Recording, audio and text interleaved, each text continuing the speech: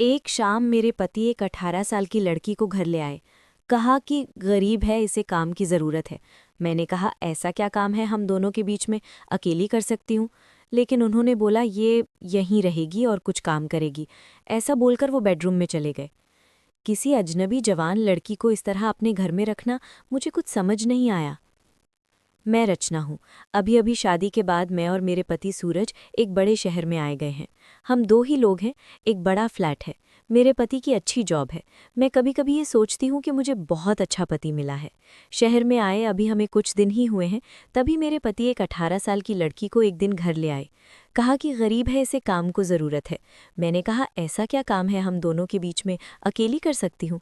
लेकिन उन्होंने बोला ये यहीं रहेगी और कुछ काम करेगी। मैंने बोला ठीक है।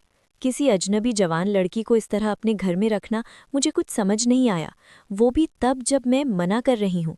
रात मैंने सोचा कि उनसे पूछूं कि आखिर ये लड़की कौन है, लेकिन रात जब मैं कमरे में गई तब वो अपने लैपटॉप पर मीटिंग में बिजी थे। जैसे ही मैंने दरवाज़ा, मुझे हाथ से इशारा करके चुप रहने को कहते हैं। मैं बिस्तर के एक साइड पर सो गई। सुबह करीब 7 बजे मेरी नींद खुली। तब मैंने देखा पतिदेव बिस्तर पर नहीं है। मैंने बाथरूम देखा, वो वहाँ भी नहीं थे। दरवाज़ा के पास जाकर जब मैंने किचन में देखा तो मेरे पति हाथ में पैसे लिए उस लड़की को दे रहे थे और वो लड़की रो रही थी। वो उसे चुप भी करा रहे थे। पैसे देकर वो मुझसे मिले बगैर बाहर मेन डोर से निकल गए। मुझे अब कुछ समझ नहीं आया कि बात क्या है। थोड़ी घबराहट भी हुई, अजीब अजीब ख्याल मन में आने लगे। साथ ही ये भी ख्याल आया कि जो मैं सोच रही हूँ ऐसा कुछ भी नहीं हो। मैं बेडरूम से बाहर आई। वो लड़की ने मुझे देखकर अपने आंसू पोंछ लिए। मुझे देखते ही वो बोली, मैडम साहब बोले कि वो आज वो शहर के बाहर जा रहे हैं मीटिंग के लिए, कल शाम तक आएंगे। आप सो रही थी इसलिए आपको उठाया नहीं। मुझे कहा कि आपको बता दे।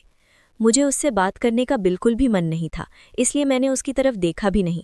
बस अब मैं अपने बेडरूम में बैठी कुछ कुछ सोचने लगी। शादी को अभी 1 महीना ही हुआ है और मैं उनके बारे में ना जाने क्या क्या सोचने लगी।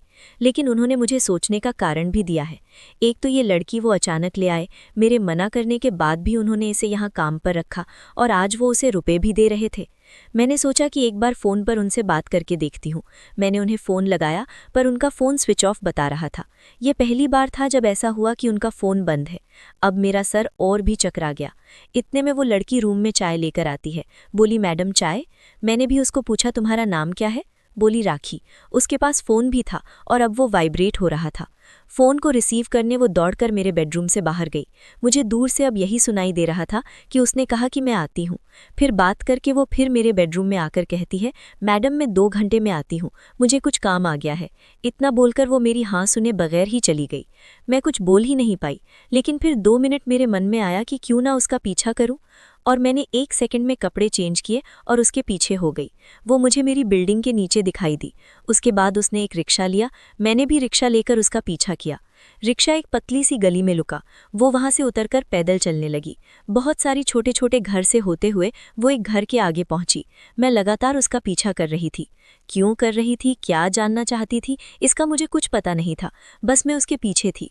दरवाज़ा खुला और खुलते ही वो लिपट गई उसकी माँ से। जोर से माँ और बेटी दोनों रोने लगी। दरवाज़ा बंद करना भी भूल गए। मुझे लगा कि अब मुझे सामने जाकर बात करनी होगी कि परेशानी क्या है। मैं उसके सामने गई। मुझे देखकर लड़की बोली, मैडम आप यहाँ पर? मैंने कहा, तुम्हारे साहब बोल गए थे कि तुम्हारा ध्यान रखना। उसकी रोती हुई माँ बोली कि ऐसा इंसान बहुत कम मिलते हैं। मैंने पूछा, क्या परेशानी है, आप मुझे बताएं। माँ बोली कि इसका पिता साहब ऑफिस में सिक्योरिटी में नौकरी करते थे। अचानक हार्ट अटैक से उनका देहांत हो गया। इसका एक भाई है लेकिन उसे पीने और जुए की लत है। वो मेरे पास एक पैसा नहीं टिकने देता था। मैं अपनी परेशानी लेकर साहब के पास गई और उन्होंने पैसों से हमारी मदद की। साथ ही उन्हें जब मैंने बताया कि इसका भाई ऐसा है तो उन्होंने कहा कि इसका यहाँ रहना सही नहीं है, इसलिए वो इसे अपने घर को ले गए। मैं इनकी बातें सुन ही रही थी कि उनका फ़ोन आया। मैंने फ़ोन रिसीव किया। सूरज बोले कि उनका फ़ोन रात में मीटिंग की वजह से चार्ज नहीं था, इसका कारण बंद आ रहा था। मुझे पूछा कि कहाँ हो, तो मैंने बोला कि मैं उनके घर आई हूँ। सूरज बोला, हाँ मैं रात में तुम्हें बताने वाला था पर मीटिंग की वजह से लेट हो गया और तुम सो गई। मुझे उस समय जो सही लगा वो मैंने किया, इसलिए मैं उसे तुम्हारे पास ले आया। मैंने कहा, बिल्कुल ठीक किया आपने। लड़की को लेकर फिर मैं अपने फ्लैट चली गई। अब मैं उसे और अपने पति दोनों को ज्यादा प्यार करने लगी।